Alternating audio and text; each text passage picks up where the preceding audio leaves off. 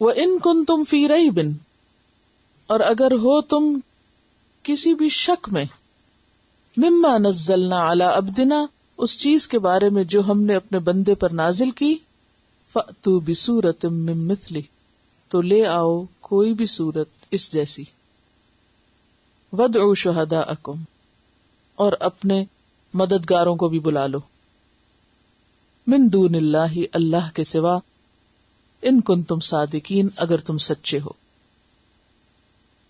اس رکوع کے آغاز میں آپ دیکھ رہے ہیں کہ پہلے اللہ تعالیٰ کی تخلیق کا ذکر ہے کہ کس طرح اس نے بندوں کو پیدا کیا، پھر زمین کا ذکر ہے، پھر آسمان کا ذکر ہے، اور اگر زمین اور آسمان کا ذکر ہے اور انسان کا ذکر ہے تو پھر اس کے بعد ہر وہ چیز اس میں شامل ہو جاتی ہے جو زمین اور آسمان کے اندر۔ اب توجہ دلائی جا رہی ہے کتاب کی طرف کہ وہی رب جس نے انسان کو بنایا، جس نے آسمان کو بنایا، جس نے زمین کو بنایا، وہی رب ہے جس نے قرآن کو اتارا ہے۔ اگر اس نے زمین و آسمان بنائے، کھانے کی ہر چیز تمہیں دیا، دسترخوان تمہارے لیے لگا دیا، تمہیں پرامن طریقے سے زمین پر رہنے کا موقع دیا، تو کیا تمہارے لیے ہدایت کا بندوبست نہیں کیا؟ وہ بھی کیا،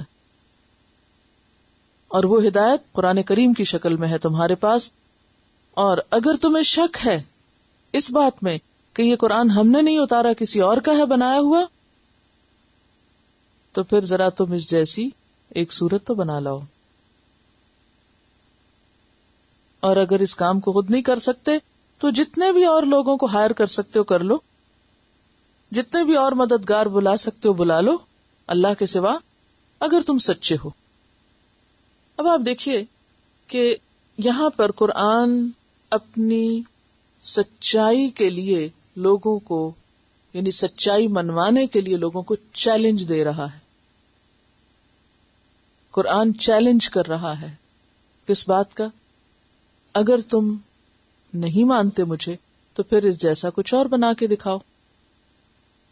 اگر تم سمجھتے ہو کہ یہ اللہ کا کلام نہیں، اور بیسیکلی اللہ تعالیٰ خود ہی یہ چیلنج دے رہے ہیں لوگوں کو کہ اگر کسی کو شک ہے کہ یہ اللہ کا کلام نہیں تو پھر کیا کرے؟ اس جیسی ایک صورت ہی بنا لائے۔ یہ چیلنج قرآن پاک میں کچھ اور مقامات پر بھی دیا گیا ہے۔ سورۃ یونس کی آیت نمبر 38 ام یقولون افتراہ قل فأتوا بسورۃ مثلہ وادعوا من استطعتم من دون اللہ ان کنتم صادقین۔ پھر سورۃ ہود کی آیت نمبر 13 ہے، ام یقولون افتراہ قل فأتوا بعشر سور مثلہ مفتریات۔ سورۃ بنی اسرائیل آیت نمبر 88 اور سورۃ طور آیت نمبر 34۔ ان 4 مقامات پر مزید یہ چیلنج مختلف انداز میں کیا گیا ہے۔ کہیں کہا گیا 10 آیتیں بنا لو، کہیں کہا گیا 1 آیت بنا لو۔ ایک بات یاد رکھیے کہ قرآن پاک ایک ایسی کتاب ہے کہ جب تک آپ اس کو پورا حق نہ دیں تو اس سے آپ کو پورا ملتا نہیں ہے۔ پھر تو ایک تو تکلیف آپ نے کی، گھر بار چھوڑ کر یہاں کے بیٹھے، یہ ایک حق دینے کے لیے نا کہ سب چھوڑ کر یہاں بیٹھ کر لیں گے۔ تو اب یہ ہے کہ یہاں بیٹھنے کے پھر کچھ تقاضے ہیں، پھر ہم نے کوئی ایسا کام نہیں کرنا کہ جس سے پھر ہمیں یہ پورا نہ ملے، تو پوری توجہ ادھر ہی، تھوڑی سی دیر کی تو بات ہے۔ تو وَإِن كُنتُمْ فِي رَيْبٍ، اگر تم شک میں ہو، کسی بھی قسم کا شک، کوئی بھی تردد ہے، کوئی بھی تمہارے دل میں خلش ہے، کوئی بھی تمہارے دل میں ایسا خیال ہے کہ پتہ نہیں اللہ کی کتاب ہے کہ نہیں، کسی انسان نے نہ بنائی ہو، کسی جن نے نہ القاء کی ہو، کیونکہ عربوں کے ہاں مختلف کاموں میں جنات کے تصرف ہوتا ہے، ان کے عمل دخل۔ عرب کلچر میں یعنی وہ لوگ عموماً صحراؤں میں رہتے اور کھلی جگہوں پہ رہتے، اور جنات کے ساتھ ان کا ایک انٹریکشن ہوتا رہتا تھا، اور جنات کو بھی وہ اپنی زندگی میں ایک بڑا اہم مقام دیے ہوئے تھے۔ ان کا خیال یہ تھا، جو کہ محض ایک خیال تھا، کہ جنوں کے اندر بڑی طاقت ہے، جن بہت کچھ جانتے۔ بعض یہ سمجھتے تھے جن غیب جانتے۔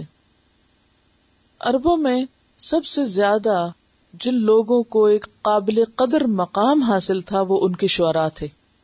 وہ ان کے قبیلے کے نمائندے ہوتے تھے، اسپوکس مین. وہ قبیلے کی طرف سے بولا کرتے تھے. کوئی غم کی بات ہوتی، کوئی خوشی کی بات ہوتی، کوئی قبیلے کو اپنے جذبات کا اظہار کرنا ہوتا، اپنی شیخیاں بگارنی ہوتی، اپنا فخر اور تکبر کرنا ہوتا، تو وہ سب کون کرتا تھا؟ شاعر کرتا تھا. ان کے یہاں نثر نہیں تھی، یعنی سیدھی زبان میں نہیں لکھتے تھے. اب یعنی آپ کو عربوں کی کوئی کتاب نہیں اس طرح کی ملے گی کہ جس میں کوئی کہانیاں لکھی ہوئی ہوں. نو، ان کے ہاں اگر کوئی چیز تھی جسے وہ کوئی قابل قدر اہمیت دیتے تو وہ شعر و شاعری تھی، اور وہ اپنے جذبات کا اظہار شعر و شاعری میں کیا کرتے تھے. اور اس لحاظ سے وہ اپنے آپ کو بہت اعلیٰ مقام پہ سمجھتے تھے کہ ہم جیسا کوئی نہیں، کہ جو اتنے بلند الفاظ میں اور بلند پایا خیالات میں اپنے خیالات کا اظہار کرتا ہے. اچھا، پھر ان کا یہ خیال تھا کہ جو اچھا شاعر ہوتا ہے اس کو کسی نہ کسی جن کی مدد ہوتی ہے، یعنی جن اس کے اندر کچھ القاء کرتا ہے، یا پھر شیاطین جو ہیں وہ خیال ڈالتے ہیں. اسی لیے آپ دیکھیں کہ جب نبی صلی اللہ علیہ وسلم نے قرآن پاک پیش کیا تو بعض لوگوں نے کیا کہا کہ ان کے پیچھے کوئی جن ہے یا کوئی شیطان ہے جو ان کے دل میں خیال ڈالتا ہے. ابو لہب کی بیوی نے ایک موقع پہ کیا کہا تھا جب فترۃ الوحی ہوئی تھی، وحی کا آنا رک گیا تھا، تو اس نے کیا کہا تھا کہ اس کے شیطان نے اسے چھوڑ دیا ہے. یہ ان کا عام کلچر تھا، ان کے توہمات کا ایک حصہ تھا. وہ سمجھتے تھے کہ جو اچھا بول سکتا ہے، یعنی ان کے یہاں یہ خطیب ہوتے تھے جو شاعر ہوتے تھے، کہ جو اچھا خطبہ دے سکتا ہے یا اچھے شعر کہہ سکتا ہے، لازماً اس کے ساتھ کسی جن کی حمایت ہے یا مدد ہے. اسی لیے قرآن نے کیا کہا، اگر تمہیں شک ہے کہ یہ کتاب یعنی اللہ کی طرف سے نہیں ہے، تم یہ کہتے ہو، یا اس بات میں شک ہے کہ یہ کتاب اللہ کی ہے، تو پھر تم کیا کرو، تم بھی ذرا اس جیسی ایک سورت بنا لاؤ. اور آپ کو معلوم ہے اس کے لیے کس سورت کو پیش کیا گیا؟ تو سورت الکوثر کو.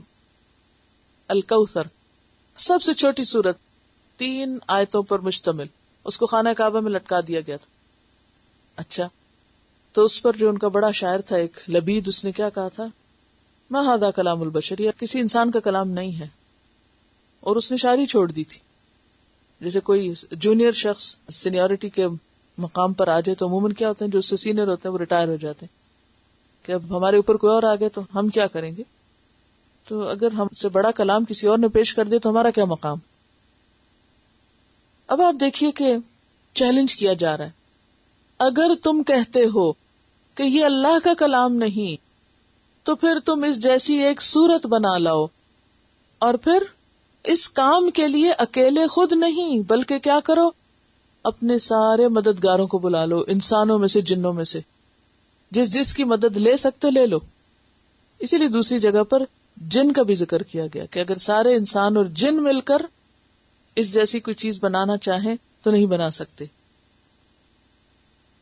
سورۃ بنی اسرائیل میں آتا ہے، قُلْ لَئِنِ اجْتَمَعَتِ الْإِنسُ وَالْجِنُّ عَلَىٰ أَن يَأْتُوا بِمِثْلِ هَذَا الْقُرْآنِ لَا يَأْتُونَ بِمِثْلِهِ وَلَوْ كَانَ بَعْضُهُمْ لِبَعْضٍ ظَهِيرًا، کہ اگر سارے انسان اور جن جمع ہو جائیں اس بات پر کہ اس قرآن جیسی کوئی چیز بنا کر لے آئیں تو وہ نہیں لا سکتے، خواہ ان میں سے بعض کے مددگار ہی کیوں نہ ہوں. اور یہ چیلنج 1400 سال سے ہے کہ اس جیسا کچھ بنا کے دکھا، اور کوئی اس جیسا نہیں بنا سکا. نقالی کئی لوگوں نے کرنے کی کوشش کی ہے لیکن ٹھوکر کھائی ہے. سورۃ ہود میں اللہ تعالیٰ فرماتے ہیں، وَدْعُوا مَنِ اسْتَطَعْتُم مِّن دُونِ اللَّهِ، اللہ کے سوا جس کو بلانے کی تم میں طاقت ہے ان سب کو بلا لو. اللہ کے سوا جس کو اکٹھا کر سکتے ہو اکٹھا کر لو، ان کنتم صادقین، اگر تم سچے ہو. فَإِن لَّمْ يَسْتَجِيبُوا لَكُمْ، پھر اگر وہ تمہاری مدد نہ کریں، تمہیں جواب نہ دیں، تمہارے کام نہ آئے، فَاعْلَمُوا، تو پھر جان لو، أَنَّمَا أُنزِلَ بِعِلْمِ اللَّهِ، کہ یہ کتاب اللہ کے علم کے ساتھ نازل ہوئی ہے، کسی انسان کا کلام نہیں ہے، کسی جن کا کلام نہیں ہے، کسی فرشتے کا کلام نہیں ہے. وَإِن كُنتُمْ، اب آپ اس سارے پس منظر میں پھر اس آیت کو سنیں، وَإِن كُنتُمْ فِي رَيْبٍ مِّمَّا نَزَّلْنَا عَلَىٰ عَبْدِنَا فَأْتُوا بِسُورَةٍ مِّن مِّثْلِهِ وَادْعُوا شُهَدَاءَكُم مِّن دُونِ اللَّهِ إِن كُنتُمْ صَادِقِينَ. کیونکہ ہدایت کے لیے ضروری ہے کہ سب سے پہلے دل سے شکوک و شبہات نکل جائیں کہ جو کچھ ہے سچ ہے. ذالک الکتاب لا ریب فیہ، یہ کتاب اس میں کوئی شک نہیں. اور اگر کسی کو شک ہے تو اپنا شک دور کر لے، اس جیسی کوئی اور چیز بنا کے لے آئے. فإن لم تفعلوا، پھر اگر تم نہ کر سکو، نہ بنا سکو، ولن تفعلوا، اور ہرگز کر بھی نہ سکو گے. اگر نہ کر سکو، کر سکتے بھی نہیں ہو، ساتھ ہی بتا دیا گیا. کوشش کر بھی لو تو نہیں کر سکتے، تو پھر کیا کرو؟ مان جاؤ کہ اللہ کا کلام ہے. فاتقوا النار، کیونکہ اگر نہیں مانے تو پھر ٹھکانا آگ ہے. فاتقوا النار، بچو آگ سے. کون سی آگ؟ التی، وہ جو، وقودها الناس والحجارہ، جس کا ایندھن انسان اور پتھر ہیں. انسان اور پتھر، جی ہاں، پتھروں کی آگ تو آپ کو معلوم ہے پتھر کی قسم کا کوئلہ ہوتا ہے یا پتھر والا کوئلہ ہوتا ہے، لیکن یہاں صرف پتھر نہیں بلکہ انسان بھی جہنم کا ایندھن ہوں گے. ابن عباس کہتے ہیں کہ پتھروں میں سے تو وہ ان کے بت مراد ہیں جن کو وہ پوجتے ہیں، جیسے قرآن پاک میں آتا ہے انکم وما تعبدون من دون اللہ حسب جہنم، سورۃ الانبیاء آیت نمبر 98، کہ بے شک تم خود اور جن کی تم عبادت کرتے ہو اللہ کو چھوڑ کر، وہ سب جہنم کا ایندھن ہے، فیول ہے، جس سے جہنم کی آگ بھڑکائی جائے گی. تو پتھر ہیں، انسان بھی جلیں گے، اور صرف جلیں گے نہیں، انسان جب اس میں ڈالے جائیں گے تو ان سے آگ اور بھڑکے گی. سمجھ رہے؟ جیسے جلتی پہ تیل ڈالا جاتا نا، تو انسانوں کے جہنم میں جانے سے جہنم کی آگ اور تیز ہو جائے گی. کیوں؟ آپ دیکھیں کہ انسانی جسم کے اندر ایک بڑی مقدار کیلشیم کی ہے، فاسفورس کی ہے. کیلشیم کیا ہوتا ہے؟ چونا ہوتا ہے نا، اس کے اندر سے حرارت نکلتی ہے. کبھی چونا دیکھا؟ اس کے اوپر پانی ڈالیں تو کیا ہوتا ہے؟ گرم ہو جاتا ہے نا، ببل نکلنے لگتے ہیں اس کے اندر سے. یہ کیلشیم ہی ہوتی ہے، وہ چونا ہوتا ہے. تو اس سے تو یعنی کہ خود ہیٹ نکلتی ہے. اور دوسرا فاسفورس یہ جو دیا سلائی ہوتی ہے ماچس، اس کے اوپر جو مٹیریل جلتا ہے جس کو آپ یوں رگڑتے ہیں تو کیا نکلتا ہے اس میں سے؟ شعلہ، آگ. تو یہ دونوں چیزیں تو آگ بھڑکانے والی اور حرارت خارج کرنے والی ہیں. جب جلتی ہوئی آگ، جہنم تو پہلے ہی دہک رہی، اس میں انسانوں کو ڈالا جائے گا تو یہ نہیں کہ وہ آگ ٹھنڈی ہو جائے گی یا مدھم ہو جائے گی، انسانوں کے پڑنے سے وہ اور بھڑکے گی. جہنم کی شدت اور تیزی کو محسوس کرایا گیا ہے کہ اس کو کوئی معمولی چیز مت سمجھو.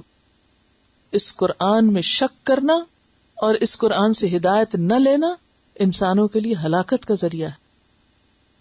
فاتقوا النار، بچو اس آگ سے. وقودها الناس، دیکھیے انسانوں کا ذکر پہلے ہے، جس کا ایندھن انسان ہے. والحجارہ، اور پتھر ہیں. اعدت، جو تیار کی گئی ہے، کی جا چکی ہے تیار. جہنم از دیر، موجود ہے اس وقت بھی، تیار ہے. بس انتظار ہے کس کا؟ کہ وہ دن آئے جو انصاف کا دن ہے، یوم الدین ہے، لوگوں کا فیصلہ ہو اور پھر جس کو جہاں جانا ہے وہاں پہنچے. لیکن وہ موجود ہے، اور یہی درست عقیدہ کہ جہنم موجود ہے. یہ نہیں کہ قیامت کے دن بننا شروع ہوگی.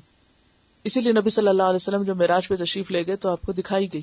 وہ صرف ایک خیالی چیز نہیں تھی، وہ اصل تھی. اب اگلا سوال یہ کہ وہ کہاں ہے؟ کیا زمین کے اندر ہے جہنم یا باہر ہے؟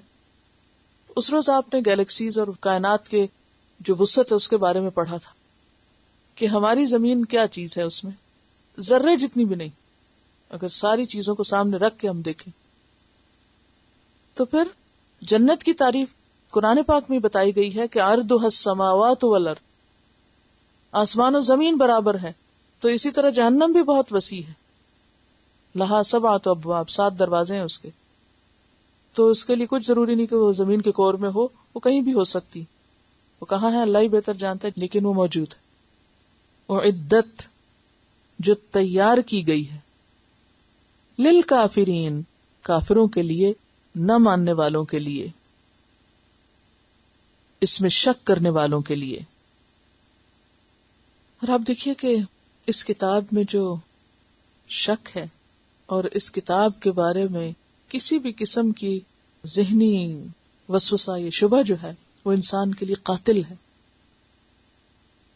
پھر آپ دیکھیے کہ اتنی شدت کے ساتھ کیوں کہا گیا کہ شک دور کر لو اپنا، کیونکہ شک دور ہوگا تو یقین آئے گا. جتنا زیادہ یقین آئے گا کہ یہی کتاب ہدایت کا ذریعہ، انسان اتنا ہی زیادہ اس کے لیے قربانی کرنے کو تیار ہو جائے گا،